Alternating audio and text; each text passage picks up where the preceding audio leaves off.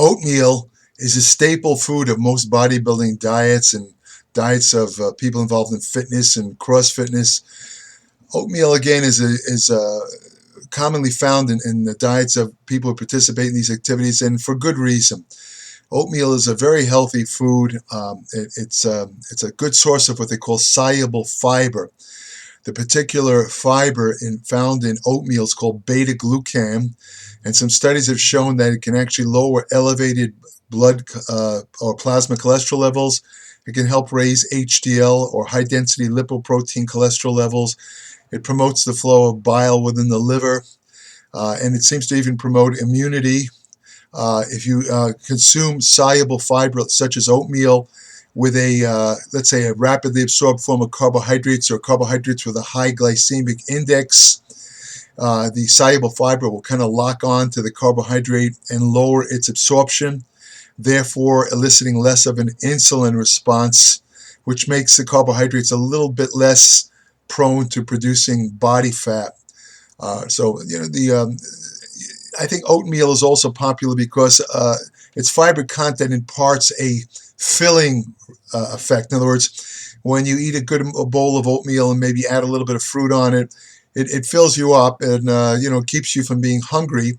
Another reason why it keeps you being hungry is because the soluble fiber, beta-glucan, found in oats or oatmeal stimulates the production in the intestine. The intestinal bacteria convert that fiber into what they call short-chain fatty acids. There's three of them: acetate, propionate, and butyrate. And these short-chain fatty acids are associated with control of appetite. In other words, they do things in the body that lower appetite. So you have a double effect when you eat a bowl of oatmeal. You're getting a appetite suppressing effect by the feeling full type of effect, the filling effect, I should say, and also the short chain fatty acids produced from the fiber in oatmeal tend to turn off your appetite or lower it through a different mechanism. So again, there's a good reason. There's nothing really bad about oatmeal, and it makes sense that it's a staple of typical bodybuilding diets. When I interviewed countless bodybuilders for the bodybuilding magazines years ago, I would say about 9 out of 10 of them always mention oatmeal as being a primary part of their diet, usually as a breakfast or a first meal of the day would include oatmeal. Oatmeal is pretty good, or is it? There's an element or a substance in oatmeal. Oh, I should mention also, before I forget, oatmeal also has over 20 polyphenol compounds under the general name of avenanthramides. These polyphenol compounds are potent antioxidants, so that's still another beneficial effect of oats and oatmeal, the presence of these 20 polyphenol compounds. But it turns out there's something in oatmeal that is kind of alarming. I don't think too many people are aware of this, but oatmeal could contain what they call a mycotoxin. A mycotoxin is a toxin produced from fungus. Usually it results in molds or something like that, but sometimes you can get, this stuff can be present in oats even when there isn't an obvious or apparent fungus infestation. The particular toxin I'm talking about is called Ochratoxin-A. One study of oat-based cereals purchased in the U.S. found that 70% of them were contaminated with this fungal toxin, Ochratoxin-A. It's also a potential human carcinogen. In other words, it can actually cause cancer. It is a kidney toxin in all animal species studied and is most likely toxic to humans, who have the longest half-life of elimination. In other words, humans hold on to this stuff or retain it in the body longer than any other animal species studied. It may also have an immunosuppressive effect and cause reproductive harm. Unlike some of the fungal toxins, the effects of this particular toxin doesn't cause immediate symptoms, such as vomiting or something like that, or indigestion. The only thing you might notice is increased urination, because this particular toxin, Ochratoxin-A, I should say, is particularly toxic to the liver and the kidneys. It can kind of like destroy your kidneys. It's also found in bottled water, coffee, wine, and sometimes dried fruits and nuts. But oats, unfortunately, are the largest source of this stuff. Researchers at the University of Idaho purchased breakfast cereals from local supermarkets in various U.S. cities between 2012 and 2014, and they tested 489 samples. Overall, 42% had contamination with Ochratoxin-A, with the highest percentage being among oat-based cereals, or 70%. In other words, 142 out of 203 products tested had this Ochratoxin-A contamination. Other cereals that contained it, 32% of wheat cereals contained it, 15% of corn, and 15% of rice. However, most were below the limit of 3 nanograms per gram established by the European Union. So in other words, the amount of this particular toxin that these grain products contain were less than the amount known to cause toxicity in human beings. But, there is no established U.S. limit. This is from a European type of thing.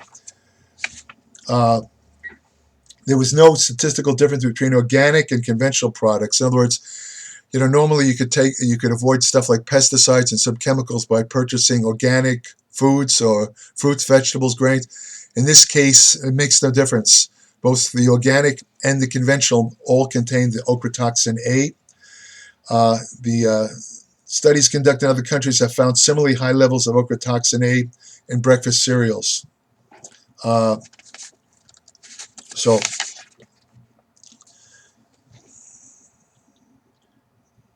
it's become increasingly regulated.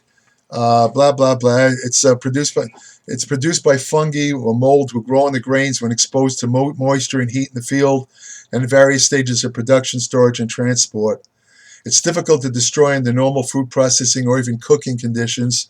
It's relatively stable even when heated to 390 degrees Fahrenheit. So that's bad news.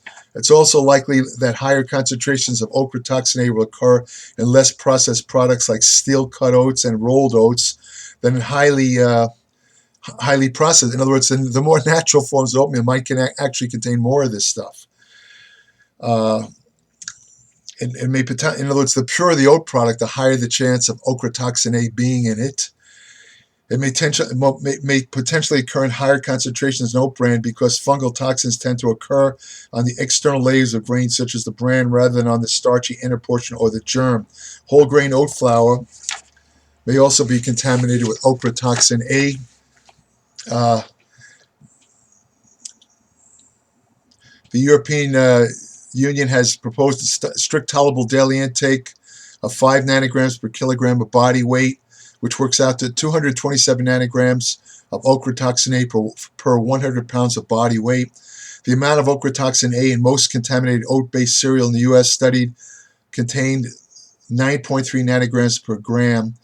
A single 30-gram serving of the cereal would contain 279 nanograms of Ochratoxin-A, which is, of course, past the tolerable limit. What this means is a very small percentage of oat bran breakfast cereals seem capable on their own of causing a person to exceed their tolerable daily intake for Ochratoxin-A. The risk, however, is greater for those who consume multiple servings of oat-based cereals per day.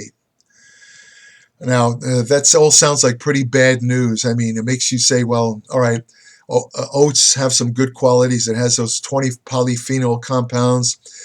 It has beta-glucan, a fantastic form of soluble fiber. But maybe I should avoid it because of this Ochratoxin-A stuff. I mean, the stuff is toxic to the liver and kidneys. It is a possible carcinogen. But the good news is that there's ways to temper this effect. One way they found is lactobacilli. In other words, this is the kind of bacteria that's found in yogurt, and it's found in probiotic supplements. Turns out that various strains of lactobacillus or lactobacilli can actually neutralize Ochratoxin-A before it can have any negative effects in the body. So here's my advice.